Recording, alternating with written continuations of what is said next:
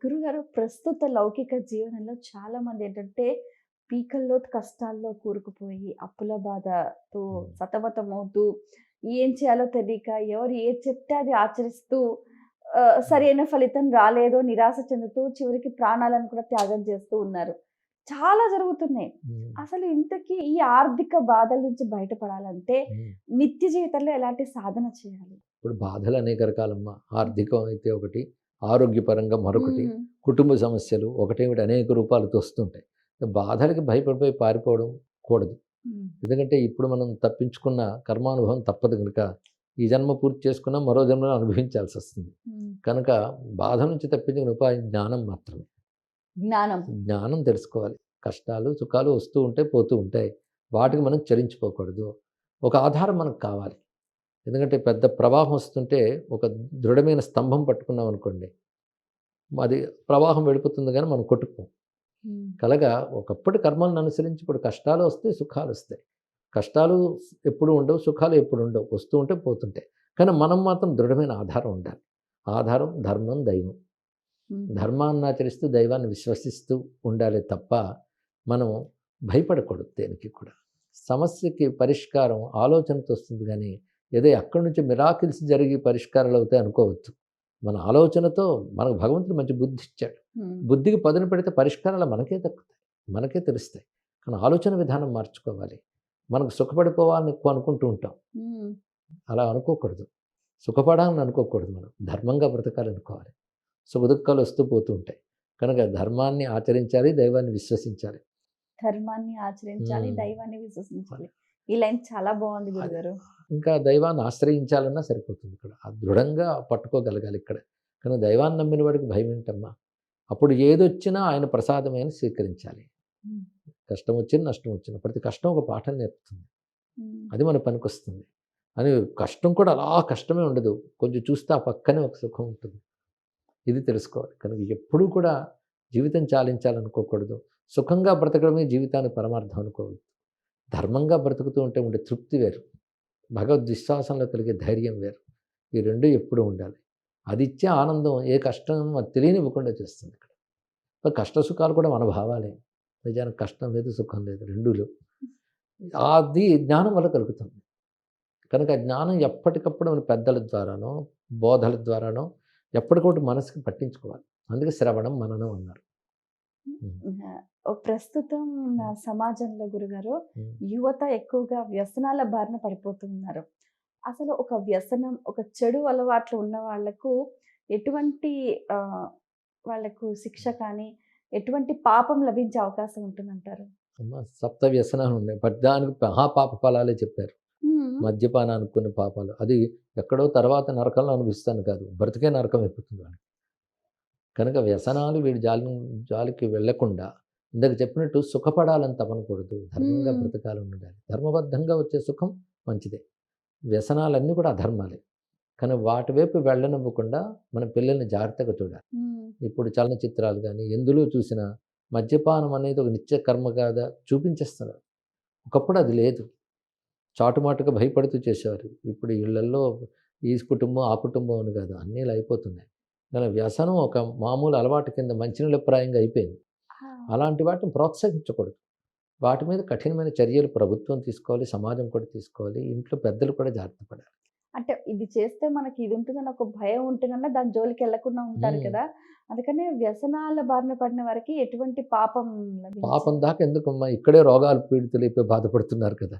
అది అద్ మహాపాపం అందులో సందేహం లేదు. ముఖ్యంగా ఇక్కడ జరిగితే దుష్ట శక్తులు ఆకర్షింపబడతాయి. ఓకే.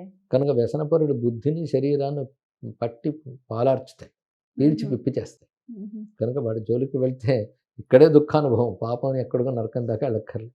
ఇంకొకటి గురుగారు ఇప్పుడు చాలామందేంటంటే మోసం చేసి హ్యాపీగా జీవిస్తూ ఉంటారు. చాలామంది అనుకుంటూ ఉంటారు మనం ఇంత కష్టపడ్డా మనకు రావట్లేదు. వాళ్ళు చాలా ఈజీగా ఆనందాన్ని అనుభవిస్తున్నారని అంటుంటారు. ఇది నా డౌట్ అనమాట.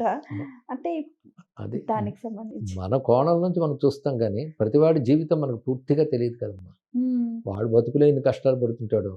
సుఖంగా ఉండడం కూడా డబ్బు సంపాదించడం అనుకుంటాం. అది ఉన్నవాళ్ళు పడుతున్న కష్టాలు ఎన్నో. ఓ కుటుంబపరమైన బాధ ఉండొచ్చు, మరొకటి ఉండొచ్చు. కనుక సుఖంగా బ్రతికేవాడు ఎవ్వడు లేడు.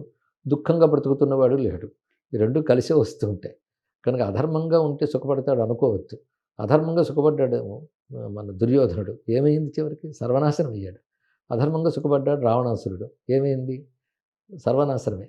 కనుక ధర్మబద్ధంగా ఉంటూ కష్టాన్ని కూడా తట్టుకునే వాళ్ళే చివరికి విజయాన్ని సాధించారు. అవి మన గ్రంథాలు చెప్తున్నాయి. ఇప్పుడు మోసం చేయటం, పక్క వాళ్ళని దూషించటం, లేకపోతే ఏడుపు అంటే ఓర్చుకోకపోవడం, ఇలాంటి గుణాలనేవి ఎక్కువగా చూస్తున్నాం ప్రతి చోట, ఇంట్లో, బయట, సమాజంలో. మనం వాటిని ఏ విధంగా స్వీకరించాలంటారు? అంటే వాటి పట్ల మన దృష్టి ఎలా ఉండాలంటారు? అంటే సహజంగా ఇవి అన్ని చోట్ల ఉంటాయమ్మా. దైవీ గుణాలు, ఆసురీ గుణాలు. మీరు ఇప్పుడు చెప్పినవన్నీ ఆసురీ గుణాలు.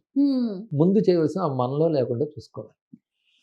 అవతల ఉన్నాయా లేవా కంటే ముందు మనలో ఉన్నాయా లేవా చెక్ చేసుకుంటూ జాగ్రత్త పడుతూ ఉంటే అవతల వాటిని మనం అర్థం చేసుకోగలం. అర్థం చేసుకొని వాటి దాడి మనకు రాకుండా మనం జాగ్రత్త పడాలి. నిత్య జీవితంలో ప్రతి ఒక్కరూ చేసుకోవాల్సిన సాధన, పూజా విధానం. ముందు ఈశ్వరుడు కూడా ఉన్నాడు స్పృహ ఉండాలమ్మా. అందుకు నిత్యం మన ఇళ్లల్లో కూడా శుభ్రపరచుకుని ఇంట్లో 2 పూట్ల ఒక దీపం వెలిగించుకొని భగవత్స్మరణ చేసుకోవడం అనేది సామాన్యంగా ప్రతివాడు అలవాటు చేసుకోవాలి. అది చాలా రక్షణ చేస్తుంది. అలాగే ఈశ్వరుడు ఉన్నాడన్న ధైర్యం మన చేత ధర్మం ఆచరించేలా చేస్తుంది, దుఃఖానికి కుంగిపోకుండా చేస్తుంది.